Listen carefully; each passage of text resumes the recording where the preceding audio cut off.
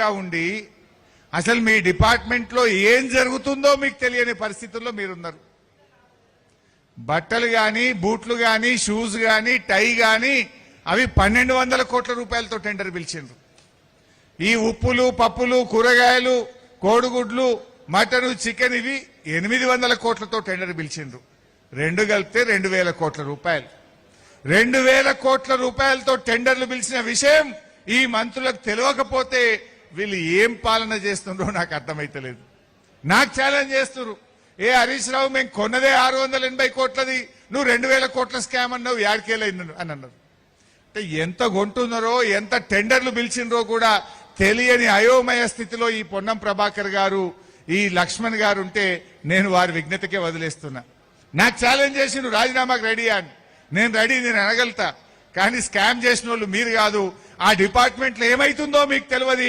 ముఖ్యమంత్రి మొత్తం టెండర్లు పిలిచి మింగుతా ఉన్నాడు. ఆ అనుముల వారి అన్నదమ్ములే మింగుతున్నారు కనుక మీకేమైతుందో మీకు తెలియదు. నేను మిమ్మల్ని అని కూడా ఉపయోగం లేదు. వీళ్ళ కనీసం వాళ్ళ డిపార్ట్మెంట్లో ఎంత టెండర్లు పిలిచిండ్రో, ఎంత మింగినరో కూడా తెలుస్తలేదు. రేవంత్ రెడ్డి మాట్లాడితే అంటుండే 1 కోటి మంది మహిళల్ని కోటీశ్వరులను చేస్తా అన్నాడు. 1 కోటి మంది మహిళలు కోటీశ్వరులు కాలే, యనుముల వారి 4 అన్నదమ్ములు మాత్రం కోటీశ్వరులైనరు. మీ 4 మాత్రం కోటీశ్వరులైనరు. మహిళలు అయినరు ఎక్కడన్నా? ఇలా యనుముల వారి కుటుంబం మీ కడుపు నిండింది. మహిళలు, పేదలు, రైతులు వాళ్ళ కడుపు మాత్రం ఎండుతా ఉన్నది. అరేగా కూలీలకు ఇస్తాను, ఉపాధి హామీ కూలీలకు మేము సంవత్సరానికి 12,000 ఇస్తామని 3 బడ్జెట్లలో చెప్పిండ్రు. 2024-25 బడ్జెట్లో చెప్పిండ్రు, 2025-26 బడ్జెట్లో చెప్పిండ్రు, మొన్న 2026-27 బడ్జెట్లో చెప్పిండ్రు.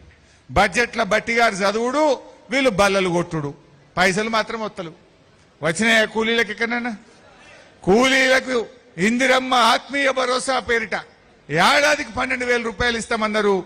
ఏ కూలీకి కూడా 1 రూపాయి వచ్చిన పరిస్థితి లేదు. అంటే బడ్జెట్ల చదువుడు, బల్లలు కొట్టుకున్నట్లే ఉండదు తప్ప పేదవాడి కూలీ కడుపు నిండింది లేదు, 12,000 రూపాయలు పడ్డది లేదు. కానీ యనుముల వారి కుటుంబం వాళ్ళ ఖజానా నిండుతున్నది, వాళ్ళ కడుపులు నిండుతున్నాయి. కానీ కూలీల కడుపు మాత్రం నిండలేదు. ఇందిరమ్మ ఆత్మీయ భరోసా 3 ఏళ్లైనా కూడా ఇప్పటికీ అమలుకు నోచుకోని పరిస్థితి. ఆ బడ్జెట్ కో విలువ ఉండాలనా వద్దా? అసెంబ్లీలో చెప్తే బడ్జెట్ పాస్ అయితే ఆ కూలీలకు డబ్బులు ఇవ్వడానికి నీకు లేవా? కూలీలకు ఇవ్వడానికి డబ్బులు లేవు. కానీ రేవంత్ రెడ్డి మొన్న MCHRDలో 100 కోట్ల రూపాయలతో క్యాంప్ ఆఫీస్ కట్టిండు.